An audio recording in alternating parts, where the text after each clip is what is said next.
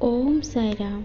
आजिर साई संदेश रे बाबा कहउचंदी, मु जानिछि तू सब बेले पूजा पाठ मन लगेकी करुछु, सबु कार्य भी करुछु, हेले सबु कार्य करबा भितरे विश्वास बोली गोटे जिंस सेटा तो पाखरे बहुत कम अछि, जोथि पाई कि तोर जो काम हेबाकु जाउछि से काम अधारु ही रही जाउछि।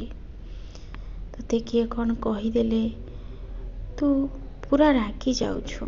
आ जेतेबेले मो साई सचरित्र बसिकी पाठ करुछु तो मनरे सबुबेले एमिति चिंताधारा आसुछि, जी मो प्रति अन्याय करिछि तार केबे भी भल हबनी, से केबे भी खुशी रे रहि परिबनी।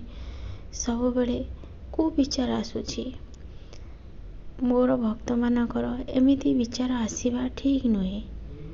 जी तुमर जिते भी अन्याय करुछि तुमे सबुबेले यह चिंता कर कि तांकर मंगल ही हो, आ सबु कथा मो ऊपर छाड़ी दियो।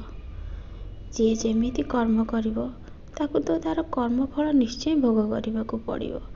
ताहेले तुमे निजको कष्ट देकी तांकु अभिशाप देकी कौन पाई पापरे भागीदार होउछ।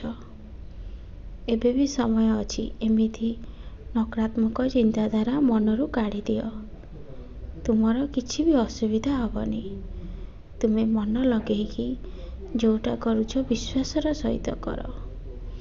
मनरे याडू सियाडू भावना रखनी। तुम चंचल मन को जदि शांत करने को चाहूछ ताहेले मोर नाम को स्मरण कर।